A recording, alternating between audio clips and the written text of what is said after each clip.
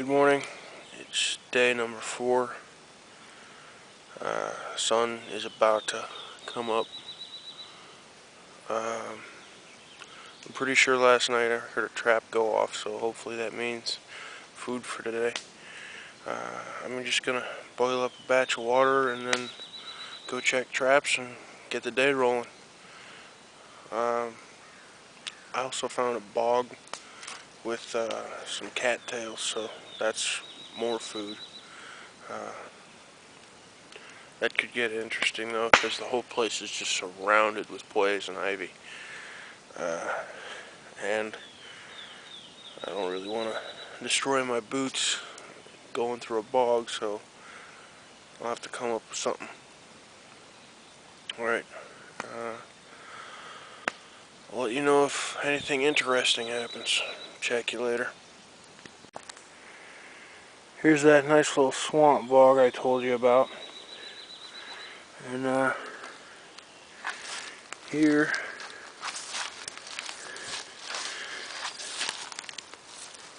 is some cattail.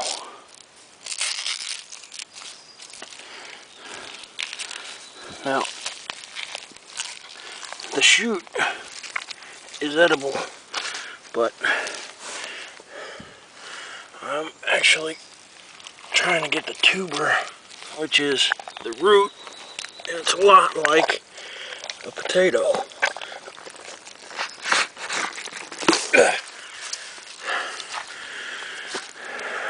Alright,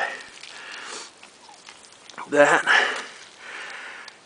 is edible. And I'm going to gather some of these up.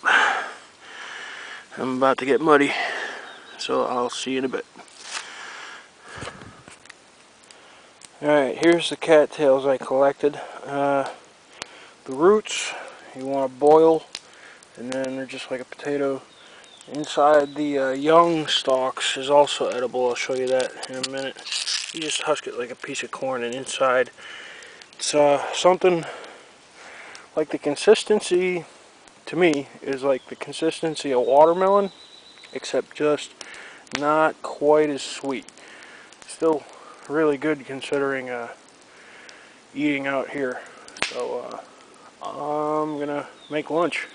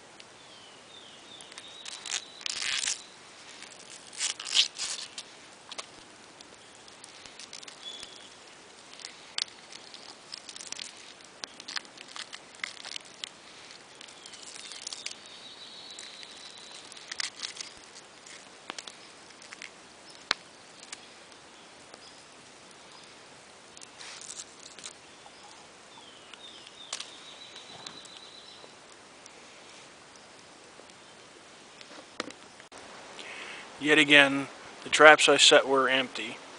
The cattail roots, that actually worked out pretty well. It just chew it up like a potato. It was kind of like a cross between a potato and I'd say a celery stick, because it was a little stringy. I mean, it definitely, I think, tasted like a potato, but it was a little bit stringy. Just chew it up and spit the strings out. I mean, I probably could have swallowed it. Wouldn't have hurt me any, just fiber.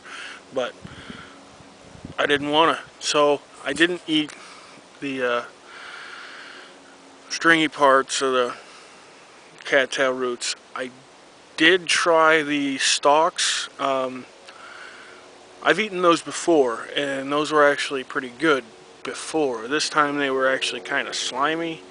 I guess I must have missed the age at which they're good to eat. tonight is going to be my last night out here, so I've started cleaning up camp a little bit in preparation for leaving tomorrow, just so I have less to do. I broke down the shelter, which I actually didn't end up staying in at all.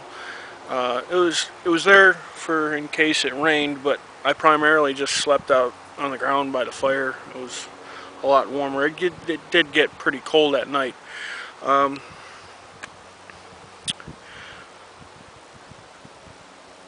The cattail roots gave me a little bit of energy, but outside of that, never really even got filled up. So tomorrow I'm actually looking forward to going home. It's been a learning experience, but I'm ready for it to be over. It's gonna be a 5-day stay, and it's been an experience. So I'll talk to you one last time again in the morning, and then I'm gonna head out of here. I'll catch you later. Bye. Good morning. It's Friday, and the campsite's all cleaned up. I'm about to walk out of here. I guess that would make it a success. I mean, I'm alive, right? I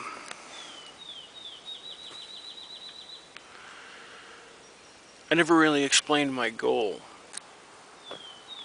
My goal was to have a low-tech survival week. No electronics, nothing mechanical. For example, I didn't have a gun, a fishing pole, a lighter. I did have the camera for documenting purposes. I also brought 1 day's worth of food. Happened to stretch most of that out for 5 days.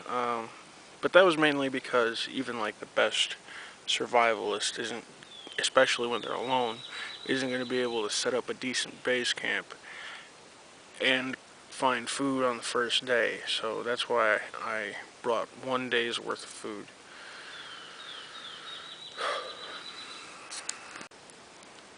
Would I do it again? That kind of depends.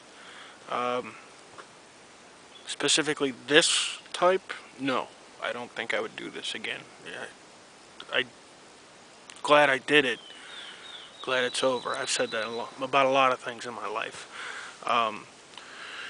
But preferably, I would do this with someone else, at least a buddy. It'd be a lot easier to like go hunting and have somebody watch the fire for you, so you don't have to worry about coming back and wondering if you have to restart it or not. Just everything's easier when you at least have a buddy team. I also would probably do it a little bit more like a camping style than a survival style. I would bring a gun, I would bring a pole, I would bring flashlights. There's a lot of stuff you can't do at night because you don't have light. And I would bring more food. It's nice to think of living off the land, but you've really got to be good at what you do in order to actually survive off the land. And I mean, I know it's possible, the pioneers did it and everything, but they came in huge teams with like wagon loads of supplies, and even then had to like help each other out, and not all of them made it. So yes, I would do it again, but just in a different form. A lot of people told me that I was nuts for doing this, and yeah, I might be nuts, but I don't think that this is the reason I'm nuts.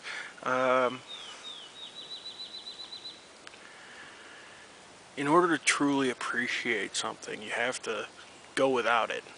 And let me tell you right now, I truly appreciate technology. And all that it can do for us. A lot of people go through their whole lives without being deprived of anything. You can tell who they are. A lot of people go to the grocery store and buy their meat there and think that they're saving animals because they're not killing anything.